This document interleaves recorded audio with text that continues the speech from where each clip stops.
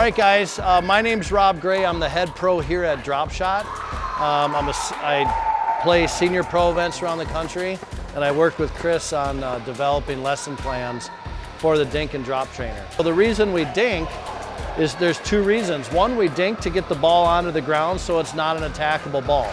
If I hit it up at somebody's shoulders, they're gonna slam the ball back at me. Does anyone here play pickleball? What happens when you hit the ball up here? It gets attacked, right? People slam the ball. Now what happens when you hit it at their feet? They usually are going to scoop that ball up and pop it up. Now who's doing the slamming? You are, right? That's the whole goal. That dink trainer gets you to dink at their feet to get people to pop the ball up so that you can attack them versus being attacked yourself. The drop is very similar. It's basically an elongated dink. We want to get that ball onto the ground from a longer position. Why do we do that? We do that because we want to transition up to the kitchen. That's typically why we're doing that. So can I have a volunteer? Chris, all right. Chris is gonna stand on the kitchen. If you guys could stand over here, maybe down on this side so that the camera can see me and Chris work. Chris is gonna stand at the kitchen, and I'm gonna stand here, and I'm gonna hit drops to Chris. So ideally, we want these drops to just clear the net and land right at Chris's feet, in somewhere in that kitchen area, okay? You see how none of these shots am I giving him can he attack it. If I hit the ball up there, the ball gets attacked, right? So the purpose of this ability to drop is so that in a game, I hit the, whoops, we're gonna ignore that one. Purpose of this is in a game, I'll hit that drop and then I'll move up and now I can attack Chris. Okay, so the purpose of the drop is to get that ball in so I can move in and I can now attack. Okay, so you with me on the drill? Okay, so you're gonna partner up and we're gonna have one group on the sideline, one on the middle, one on the other sideline. There's gonna be one person here hitting drops and that person's gonna be hitting the ball back to them, okay?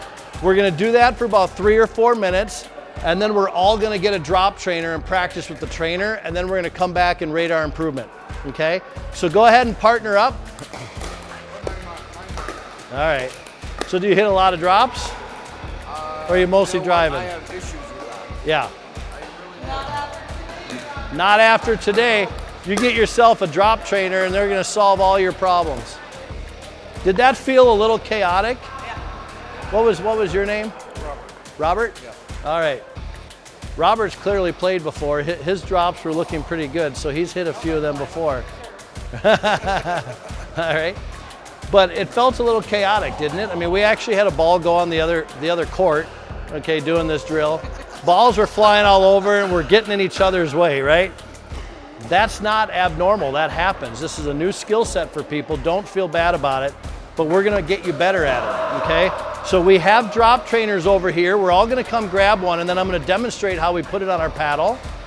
The difference between the drop and the dink trainer is that the drop trainer is a little longer, okay? So all we do is we're gonna unwind this right off this spool here. All right, so you see the logo here, right? This logo is gonna go right over my paddle. I'm gonna slide it down below center, and then I'm gonna center this knob right in the middle. This allows me to always retract the ball right back to the middle of my paddle, okay?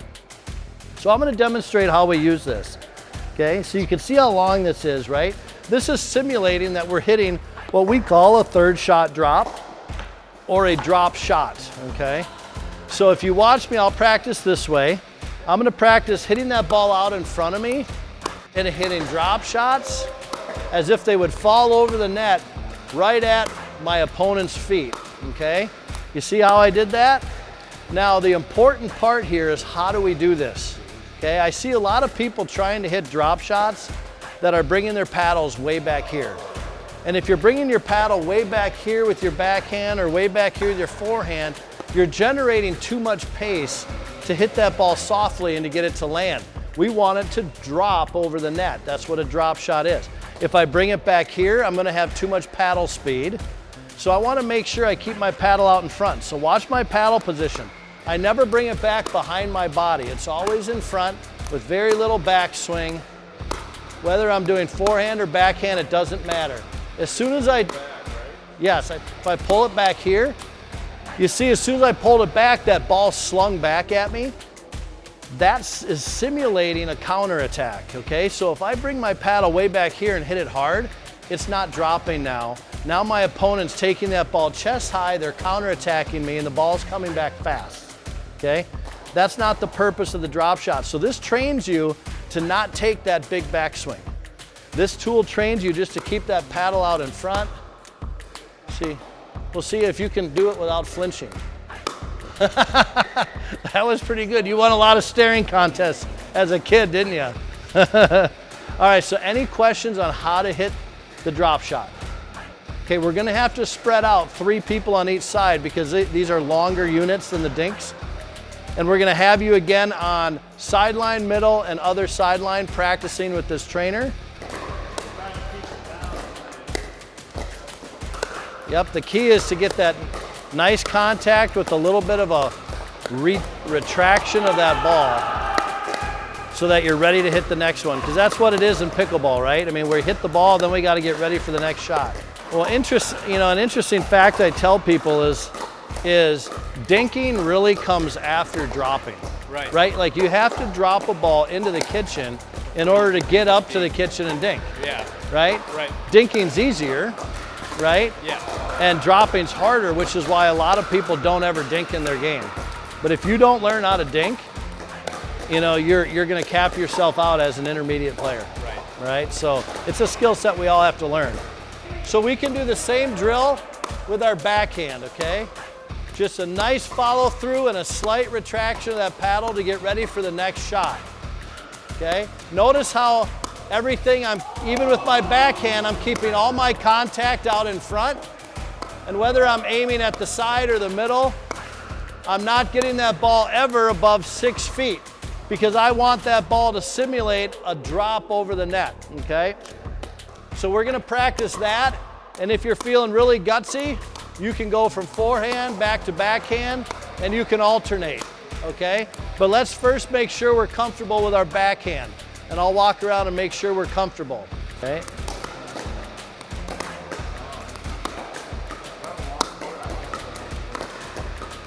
Just a little lower. Those are getting up to about 9-10 feet. There you go, perfect. I like it. Well done. Anytime that we're dropping a ball in pickleball, we want to make sure we're not dropping it always in the same spot because people can adjust to that. So I like to practice going to different spots. I might go to the middle for a couple of spots, and then I'll go over the sideline for a couple of spots, okay? I might switch it up and go backhand to this sideline, okay? And then I might go middle again. All right, so the ability to change up your shot when you're facing your opponent is something we can easily do with this dink trainer, okay? And so you can always mix it up with your opponents by going to different sides or by just going into the middle, okay? Different lengths, right? So did you feel yourself getting better from start to finish using this tool? Did it get a lot easier? You know, the cadence is really important. The ability to hit the ball and retract it back to your paddle. Getting ready for that next shot, that's exactly what we have to do in pickleball. Excellent. Robert looks like he's used the drop trainer for quite a while. All right, so you can see how Robert even was mixing up some topspin and some backspin. That's another thing you can do with these trainers. It does not impact the retractability of the ball. It's one thing to know how to do something. It's another thing to practice it, right? Repetition. And the cool thing about these trainers is you can now pack that thing up in the side pocket of your bag like I do and take it with you anywhere, and you can practice by yourself. If you don't have someone to practice with, that's how I warm up. If I get there first and there's no one to warm up with, I always grab my trainer and I warm up with my trainer until someone else shows up, okay? So it's a great warm-up tool, it's a great training tool, and as you can see, we get better in 15 minutes of using this.